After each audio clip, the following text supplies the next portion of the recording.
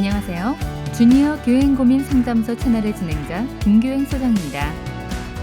이번 고민의 주제는 자율수강권 추가 대상자 소급 적용입니다. 함께 들어볼까요? 안녕하세요. 저는 학교에서 세입 업무를 맡고 있는 정교행이라고 합니다. 우리 학교 김서울 학생이 방과학교 1기의 수익자로 수강료를 납부하고 3월부터 5월까지 방과학교 강좌를 들었어요. 그런데 지난 3월에 자유수강권 지원 대상자로 신청했던 것이 5월 23일에 확정되었다는 연락을 받았어요. 그래서 기존 1기에 납부한 수강료를 소급하여 정정해야 한다고 해요. 이미 방과 후 활동비 455만 원도 4월 3일에 모두 강사료로 지출했는데 도대체 어떻게 처리할까요? 도와주세요, 소장님. 저런 당황스러우셨겠어요. 어떻게 처리하면 좋을지 자율수강권의 개념부터 차근히 알려드릴게요.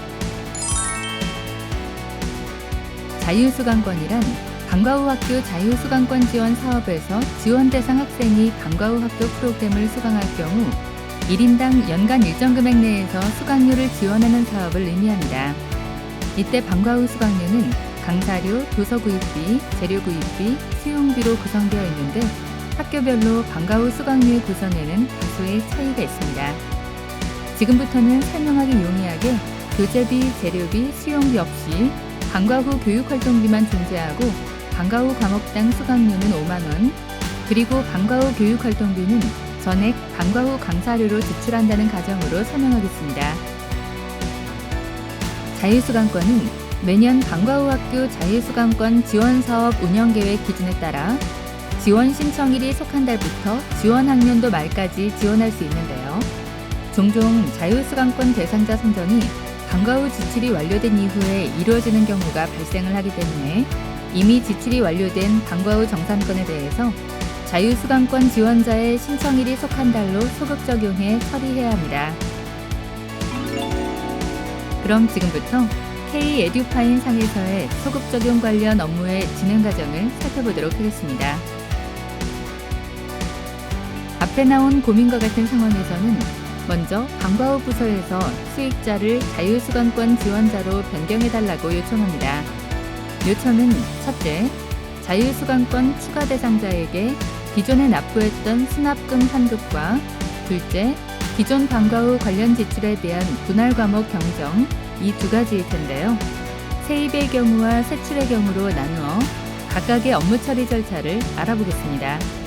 또한 추가로 분할 과목 경정이 불가능한 경우 반납결의와 품위 이후 비전자 지출을 통한 처리 방법에 대해서도 설명드리겠습니다. 세입의 경우 첫 번째 방법은 과호납 반환 결의입니다. 쉽게 말해 1기 수익자분을 반환해 주는 것인데요. 1기 방과 후 징수 대상자 중 수익자에서 자율수강권 지원 대상자로 변경된 김서울 학생에게 방과 후 1기에서 기존에 납부했던 수익자 부담 경비를 돌려주는 절차입니다. 김서울 학생은 1기 방과 후 수업에서 A 과목 수업 한 과목을 5만 원을 납부하고 수강했으므로 5만 원의 수익자 부담 경비를 과호납 반환 절차를 통해 돌려주는 것이죠. K-에듀파인에서 다음과 같은 순서대로 진행하면 됩니다. 먼저 학교회계 수입관리 징수결의 징수결의 목록에서 기존에 해당하는 방과 후 징수결의를 체크한 뒤 선택을 클릭합니다. 그리고 과호납 반환 결의를 선택 후 수정 결의를 클릭합니다. 그 후 우측 상단에서 현금 계좌 반환 또는 신용카드 취소 중 해당하는 납부 방식을 선택합니다. 김서울 학생 정보를 입력 후 자율수강권 추가 대상자가 방과 후 1기에서 납부했던 대상 금액 5만 원을 개인 반환으로 선택하여 우측 버튼을 클릭합니다. 그리고 조정 금액에 이상이 없는지 확인 후 저장 및 과호납 반환 결의 결제를 요청합니다. 과호납 반환 결의 결제 완료 후 학교회계 수입관리, 출납관리, 기타 전자이체 취합, 계좌 수납 신용카드에서 계좌 수납권일 때는 과호납 반환 이체 취합을, 카드 수납권이면 신용카드 반환 이체 취합을 진행합니다.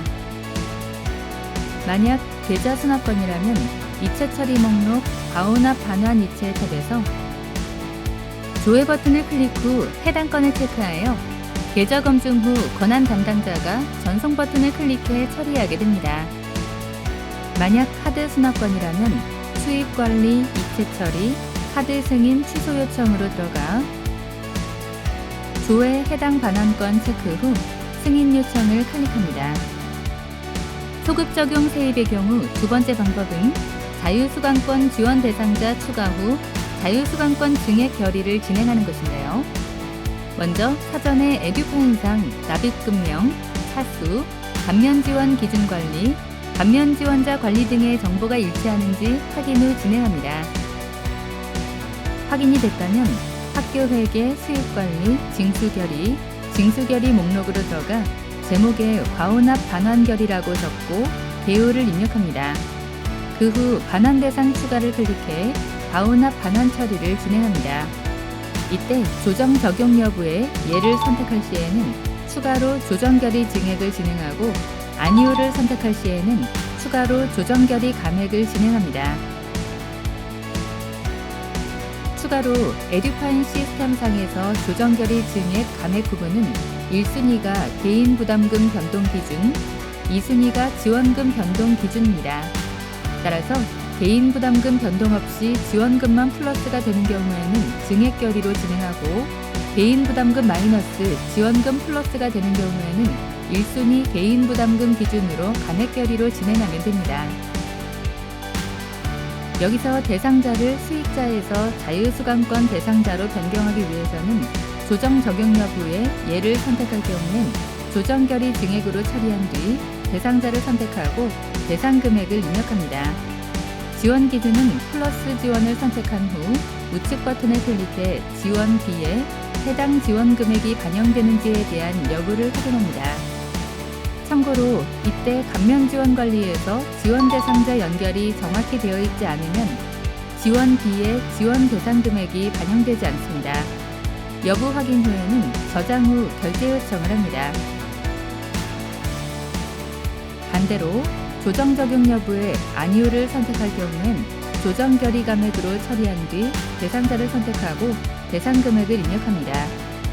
지원 기준은 마이너스 개인 부담 플러스 지원을 선택한 후 우측 버튼을 클릭해 개인 부담 C와 지원 B에 해당 지원 금액이 반영되는지에 대한 여부를 확인합니다. 참고로 이때 감면 지원 관리에서 지원 대상자 연결이 정확히 되어 있지 않으면 지원 B에 금액이 입력되지 않습니다. 여부 확인 후에는 저장 후 결제 요청을 합니다. 이 편에는 이어서 세출을 알아보겠습니다.